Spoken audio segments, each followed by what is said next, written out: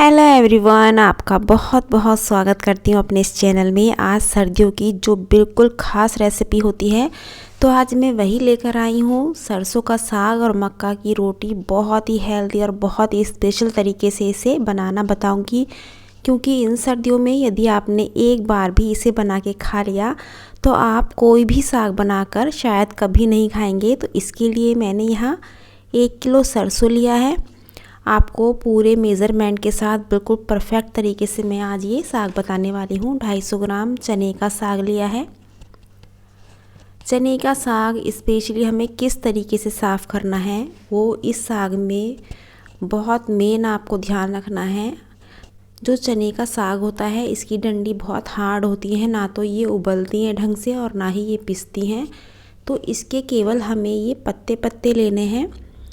मैं आपको 1 या 2 डंडी साफ़ करके बता देती हूँ, क्योंकि यदि कोई भी मिस्टेक हो गई इसमें तो फिर वो साग की मज़ेदारी ख़राब हो जाएगी। तो आप देख सकते हैं मैं किस तरीके से इसके पत्ते निकाल रही हूँ।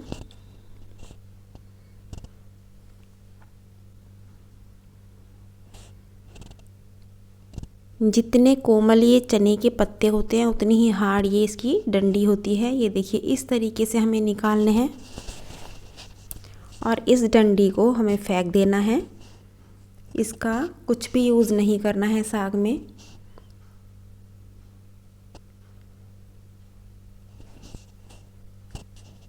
ये देखिए एक डंडी और बताती हूँ, केवल इसके पत्ते, जैसे हम कड़ी पत्ता यूज़ करते हैं उसकी केवल पत्ते ही यूज़ करते हैं, ठीक उसी तरीके से हमें चने के पत्ते यूज़ करने हैं। सरसों की जो बहुत मोटी डंडी हैं उन्हें अलग कर लेते हैं। इन्हें हम फेंकेंगे नहीं, बाद में इसका यूज़ करना बताऊंगी। जो नीचे की डंडियां हैं उसे हम अलग कर लेते हैं। जो मोटे वाला पार्ट है उसे हम अलग रख लेते हैं और सरसों भी साफ़ कर लेते हैं। यहाँ सरसों मेरी साफ़ हो चुकी है। इसे हम काट लेते हैं। आप इसे मशीन से काटना चाहो मशीन से, नाइफ़ से, जैसे मर्जी वैसे आप काट सकते हैं। बहुत बारीक भी नहीं काटना है और बहुत मोटा भी नहीं काटना है।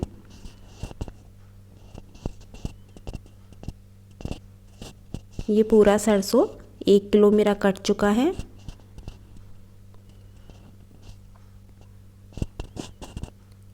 जो मोटी वाली डंडी हमने बचाई थी उसे हमें इस तरीके से यूज़ नहीं करना है। उसको ऊपर जो छिलका होता है काफ़ी मोटा होता है, उसे हम उतार लेते हैं। पहले जो डंडियां हैं इसको हम बिल्कुल नहीं फेंकेंगे, क्योंकि जो सरसों का स्वाद होता है वो इसी में होता है, डंडियों में। तो इसे हम छील लेते हैं और छीलने के बाद इसी में बारीक बारीक काट लेते हैं। ये देखिए कितना मोटा इसका छिलका होता है, तो इसे छीलना बहुत ज़रूरी है। क्योंकि यदि हमने ये उबाल के पीस दिया तो फिर वो उसके तिनके खाने में आएंगे, बिल्कुल भी अच्छा नहीं लगेगा। तो इसकी डंडियाँ भी काट लेते हैं।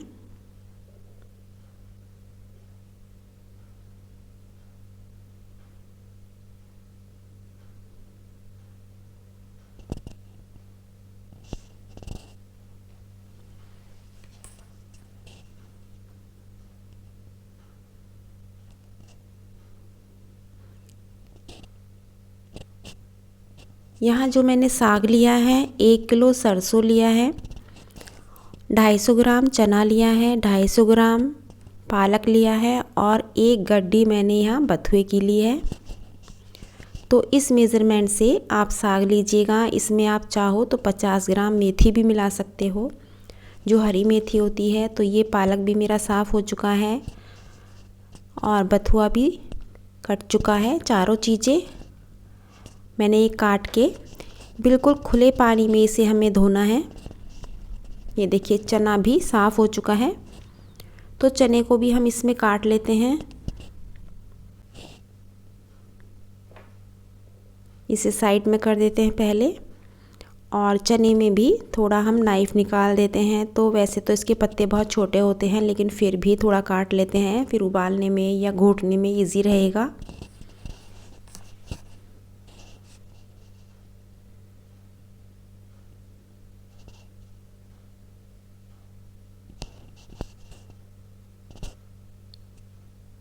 पत्ते भी इसके थोड़े हार्ड कटते हैं। इसमें जो बहुत बारीक बारीक धागे होते हैं वो थोड़े हार्ड होते हैं, इसलिए हम बिल्कुल डंडी अलग कर देते हैं। और केवल पत्ते ही हमें इसके लेने हैं। इसका स्वाद बहुत अच्छा रहता है साग में। तो ये चने का साग भी हमारा कट चुका है। चारों चीज़ें साफ़ करके हमने काट ली हैं। इसको हमें बहुत खुले पानी में बहुत अच्छे से धोना है कि मिट्टी वगैरह ना रह जाए। और यहाँ हमें लेनी है दाल। यहाँ मैंने मूंग की दाल ली है और ये जितनी दाल ली है उतना ही मैंने ये गेहूं का दलिया लिया है। दोनों ही चीज़ें 50-50 ग्राम ली हैं, बिल्कुल बराबर लेनी है। और इसे अच्छे से पानी से धो लेते हैं। और धोने के बाद इसे थोड़ी देर के लिए भीगने के लिए रख देंगे। बहुत ज़्यादा लंबे टाइम तक हमें नहीं भिगोना है, बस 2-3 मिनट हम इसे भीगने के लिए रख देंगे। साग भी अच्छे से धुल चुका है। तो पहले इसमें आधा साग मैंने कुकर में ऐड कर लिया है। इसमें डालेंगे दलिया और दाल, स्वाद अनुसार नमक, आधी कटोरी पानी और ऊपर से बाकी का साग भर देते हैं।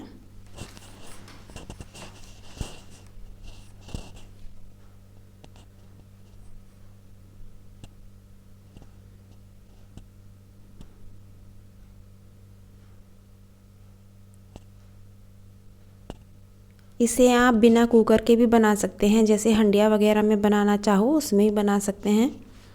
और इसमें हम 2 सीटियाँ लगा लेते हैं। 2 सीटी में बहुत अच्छे से उबल जाता है। और ठंडा होने पे इसे, जैसे कोई भी आपके पास घोटा हो या मैशर हो, जिससे भी आप साग घोटते हो उससे आप घोट लीजिएगा। गरम गरम घोटेंगे तो ज़्यादा अच्छा रहेगा। ये देखिए, बिल्कुल कहीं से भी जो सरसों का जो मोटा वाला पार्ट होगा वो भी आपका कच्चा नहीं रहेगा। 2 सीटियाँ बहुत होती हैं। दलिया दाल सब अच्छे से गल जाता है। तो ये मेरे पास घोटा है तो मैं इससे घोट रही हूँ। यदि आपके पास घोटा नहीं है, यदि इतनी मेहनत नहीं करना चाहते हो, तो जिसमें हम मैंगो शेक वगैरह बनाते हैं उसमें आप इसे ग्राइंड कर सकते हो। जिसमें मसाले पीसते हैं उसमें मत पीसिएगा, जिसमें शेक बनाते हैं उसमें पीसिएगा। बिल्कुल एकदम दरदरा पीसना है, बहुत एकदम मेहंदी जैसे बारीक नहीं करना है। आप देख सकते हो किस तरीके से ये मैंने घोटा है। बहुत बारीक भी नहीं है और बहुत मोटा भी नहीं है। तो इसे अभी हम साइड में रख लेते हैं। यहाँ लेना है हमें अदरक, काफ़ी सारा अदरक ले लेते हैं। और 2 से 3 हरी मिर्च लेनी है। इसे या तो आप इमामदस्ते में कोट लीजिएगा या फिर मिक्सी जार में इसे दरदरा पीस लीजिएगा, जैसे आपको इजी हो। तो फ़िलहाल मैं इसमें पीस रही हूँ क्योंकि मेरा वो इमामदस्ता छोटा है, उसमें सारा नहीं आएगा, तो इसलिए मिक्सी में पीस लेते हैं। पीसते टाइम हमें पानी वगैरह का यूज़ नहीं करना है, बस सूखा ही पीसना है। इसे किसी कटोरी में कर लेते हैं। जिस बर्तन में भी आपको बनाना हो साग, हंडिया में बनाना है या भगोने में बनाना है या कुकर में बनाना है, तो उस बर्तन में ऐड करेंगे थोड़ा सरसों का तेल। मुझे फ़िलहाल यहाँ हंडिया में बनाना था, लेकिन साग मैं कुछ ज़्यादा बना रही हूँ तो हंडिया मेरी छोटी रह गई है, तो इसलिए मैंने यहाँ भगोने का यूज़ किया है। यहाँ हम अदरक और हरी मिर्च डाल देते हैं और इसे सुनहरा होने तक भूनेंगे।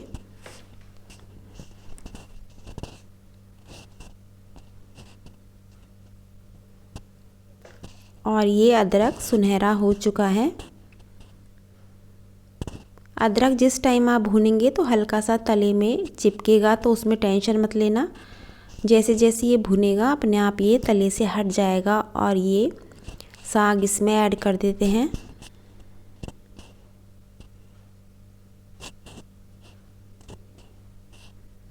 और इसे अच्छे से मिक्स कर लेते हैं पहले। साग ना तो बहुत ज़्यादा मोटा है और ना ही बहुत ज़्यादा बारीक है, जैसा परफेक्ट ये होना चाहिए वैसा हमने इसे घोटा है। तो इसे थोड़ी देर हम पकने के लिए रख देते हैं। इसके लिए आलन तैयार करेंगे। 80 ग्राम मैंने यहाँ मक्का का आटा लेना है। 50-50 ग्राम हमने दाल और दलिया लिया था और 80 ग्राम मक्का का आटा लेना है। ये मेज़रमेंट मैं आपको 1.5 किलो का बता रही हूँ। आपको स्क्रीन पे सारा मैं मेज़रमेंट बता दूँगी। कितना मैंने सरसों लिया है, पालक लिया है, वो मैंने आपको बोल भी दिया है, मेंशन भी कर दूँगी। तो इस आटे में करीब आधा गिलास या 1 गिलास जितना भी पानी ऐड होता है, इसका बिल्कुल पतला सा एक घोल बना लीजिएगा। ये देखिए इस तरीके से, इसमें लम्स नहीं होने चाहिए बिल्कुल भी। वैसे मक्का के आटे में लम्स पड़ते नहीं हैं, लेकिन फिर भी आप ध्यान रखिएगा थोड़ा।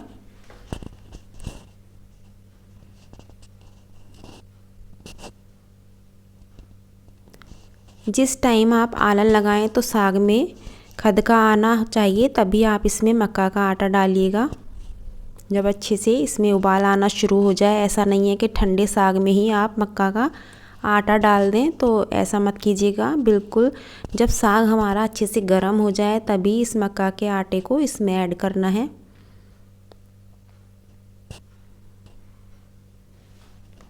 इससे एक तो बाइंडिंग बहुत अच्छी हो जाएगी साग की, और इसमें स्वाद भी बहुत अच्छा आएगा। ऐसा नहीं है कि इससे आपके जो साग में आपने गाढ़ा साग बनाओगे, यदि आपने थाली में भी किया है तो उसमें पानी अलग से निकल के बहेगा नहीं बिल्कुल भी। और इसके बिना, आलन के बिना साग बनता भी नहीं है। साग तभी बनता है जब इसमें आप मक्का के आटे का या बहुत से गेहूं का भी आटा डालते हैं, लेकिन मैंने यहाँ दलिए का यूज़ किया है तो गेहूं का आटा इसलिए यूज़ नहीं करूँगी। दोनों का जो मेज़रमेंट है उसका आप ध्यान रखिएगा। दोनों का जो कॉम्बिनेशन है वो साग में बहुत अच्छा फ्लेवर देता है। स्वाद अनुसार नमक ऐड करेंगे और इसे कम से कम 15 से 20 मिनट इसे हमें लो टू मीडियम फ्लेम पे पकने के लिए छोड़ना है। साग पकने की पहचान मैं आपको बता देती हूँ। जिस टाइम हम साग को चमचे में लेंगे, ये देखिए कलछी में हमने साग लिया है और नीचे जब डालेंगे तो चमचा आपका बिल्कुल क्लियर दिखाई देगा। ये अभी मैं सामने करके दिखाती हूँ। ये देखिए इस तरह से ये कलछी दिखाई देगी, बिल्कुल क्लीन है, साग इस पे चिपटा हुआ नहीं है। और जब हम 15 से 20 मिनट बाद देखेंगे तब आप देखिएगा कितना साग इस पे बिल्कुल कवर हो जाता है। तो बस साग हमारा पक जाता है जिस टाइम कलछी पूरी उससे घिर जाती है। तो यहाँ मट्ठे में छौंक लगा लेते हैं। सरसों के तेल में लेना है जीरा, हींग, मैंने यहाँ पुदीने का पाउडर भी ऐड किया है। तो मट्ठा भी हमारा तैयार है, क्योंकि साग बना है तो मट्ठा पहले होना चाहिए। तो इसे साइड में रख देते हैं। इसमें तड़का आप कैसे भी लगा सकते हैं। बहुत सारे वीडियो मैंने अलग अलग तरीके से तड़का लगा के बताए हैं, तो फ़िलहाल आज मैं बिल्कुल साधारण तड़का लगाया है। ये देखिए छींटे इस पे आ रही हैं। तो साग हमारा अच्छे से पक चुका है। इसे 15 से 16-17 मिनट हो चुके हैं। इससे पहले मैं भगोने को साफ़ कर लेती हूँ।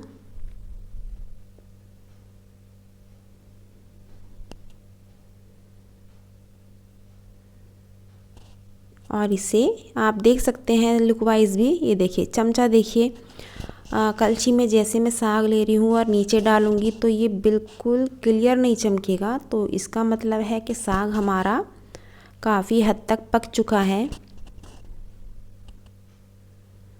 बिल्कुल क्लीन नहीं चमकेगा आपका चमचा। इसे आप चमचा बोलते हैं, कलछी बोलते हैं, जो भी बोलते हों सब्ज़ी चलाने वाले को। हमारे यहाँ चमचा बोलते हैं, कलछी भी बोल देते हैं। तो यहाँ तड़के के लिए लेना है हमें देसी घी। देसी घी में पहले लाल मिर्चें फ्राई कर लेते हैं, क्योंकि साग इसके बिना बिल्कुल बेकार है। ये नहीं है तो कोई साग खाना पसंद ही नहीं करेगा। तो ये स्पेशली साग के साथ ज़रूर चलता है, कढ़ी के साथ ज़रूर फ्राई होती हैं। तो ये मिर्चें भी फ्राई हो चुकी हैं। इसमें ऐड करेंगे जीरा, थोड़ा हींग,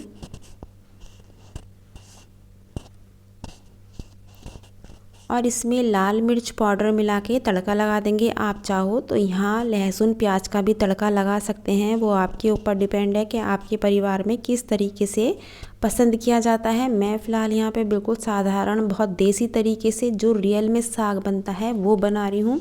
आप चाहो तो लहसुन प्याज का भी तड़का यहाँ लगा सकते हैं। तो आप देख सकते हैं साग की कंडीशन क्या है, देखते ही खाने का मन करेगा। और साथ में बनानी है हमें मक्का की रोटी।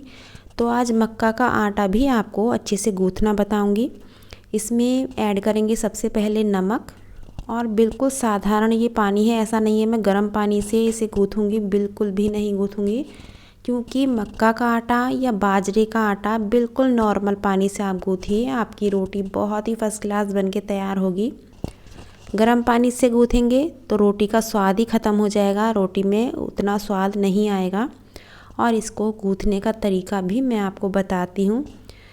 हाथ को पानी में डिप करेंगे और इस तरीके से इसको रगड़ेंगे जैसे हम बंगाली रसगुल्ला बनाते हैं, उसका जो छेना हम रगड़ते हैं, ठीक उसी तरीके से मक्का के आटे को हमें रगड़ना है।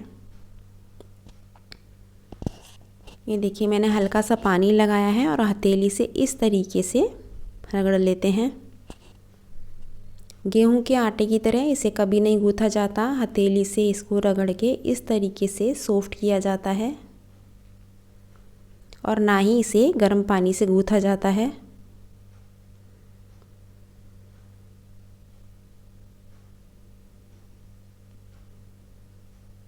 इसको हल्का हल्का पानी लगा के बस इस तरीके से गूँथेंगे।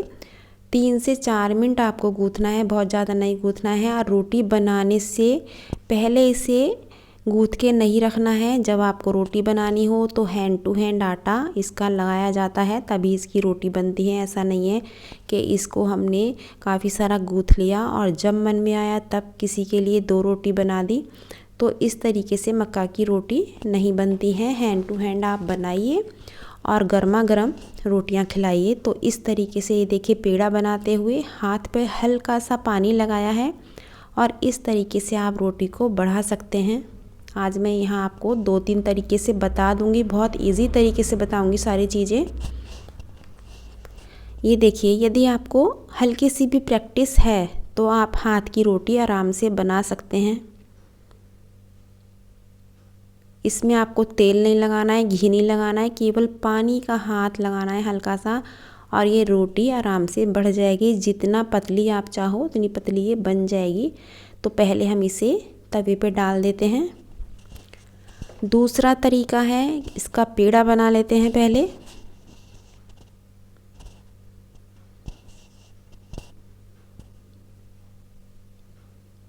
थोड़े से पेड़े को हाथ पे ही बढ़ा लेंगे और इस पे मक्का का आटा या गेहूं का आटा, कोई भी आटा लगा सकते हो। ऐसा नहीं है कि मक्का का ही लगाना है, गेहूं का आटा भी यूज़ कर सकते हो। और उंगलियों पे सूखा आटा लगा के इसे गोल गोल इस तरीके से घुमाइए तो आपकी रोटी बढ़िया से बिल जाएगी। तो इसे भी हम तवे पे डाल देते हैं। अभी इससे भी इजी बताऊंगी मैं आपको। यदि आपसे ये वाली रोटी भी नहीं बन पाती है तो इससे भी बहुत इजी तरीका बताऊंगी।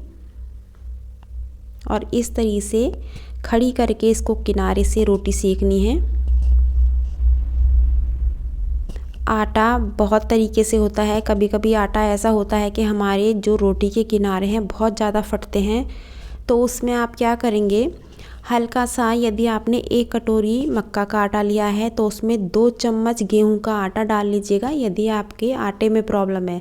यदि आटा अच्छा है तो उसमें आपको कुछ नहीं मिलाना है, केवल प्लेन आटे से ही रोटी बनानी है। तो यहाँ मैं आपको तीसरा तरीका बताने वाली हूँ। इसको पहले पलट देते हैं।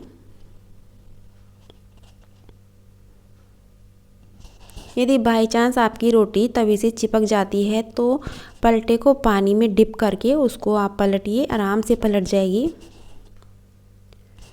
तो तीसरा पेड़ा भी हमारा तैयार है। तो इस पे लगाएंगे सूखा आटा और किसी भी पॉलीथीन पे रखेंगे, ऊपर से फिर सूखा आटा लगाएंगे हल्का सा। जिसने लाइफ में कभी मक्का की रोटी नहीं बनाई होगी तो वो भी इसको आराम से बना लेगा, क्योंकि इससे ज़्यादा इजी तरीका शायद नहीं होगा। तो इस तरीके से आप बहुत इजी तरीके से बना सकते हैं। जो छोटी लड़कियां होती हैं 15-16 साल की, वो भी बहुत आराम से बना लेती हैं। ये देखिए आराम से उठ जाती है, कोई दिक्कत नहीं होती है। इस पर कोई पानी, घी, तेल कुछ नहीं लगाना है। सूखा आटा लगाइए, इसको किसी भी थाली से दबा दीजिए, चकले को उल्टा रख के दबा दीजिए, कैसे भी दबा दीजिए, आपकी रोटी बिल्कुल एकसार और पतली बन के तैयार हो जाती है। तो यहाँ मक्का की रोटी मेरी बन चुकी हैं। तो इससे बनाएंगे आज हम बहुत ही स्पेशल एक रेसिपी, क्योंकि जब देसी थाली हम तैयार कर रहे हैं तो उसमें मीठा भी बहुत ज़रूरी है तैयार करना। तो यहाँ रोटी ठंडी हो चुकी हैं। 3 रोटियों में मैंने यहाँ 80 ग्राम शक्कर ली है और 2 बड़े चम्मच के करीब यहाँ देसी घी लेना है। थोड़ा इलायची का पाउडर ऐड करेंगे और इस तरीके से हाथों से मसलते हुए इसका चूरमा बना लेते हैं। इस तरीके से आप चूरमा बना के तैयार कर सकते हैं, चूरमे का लड्डू बना के तैयार कर सकते हैं। एक जो दूध में जो डाल के खाते हैं इस चूरमे को, उसको कीमा बोलते हैं, मक्का के आटे का कीमा। तो जैसे हम ये लड्डू बना रहे हैं, इसको बिल्कुल गर्म दूध में डाल के और उसको आप खा सकते हैं, बहुत ही स्वादिष्ट लगता है। उसको मक्का के आटे का कीमा बोला जाता है। मैं किसी और दिन किसी और रेसिपी में बताऊंगी। तो फ़िलहाल आज मैं यहाँ लड्डू तैयार कर रही हूँ। तो यहाँ मेरे लड्डू तैयार हो चुके हैं मक्का के आटे के, बहुत ही स्वादिष्ट ये लड्डू बनके तैयार हैं।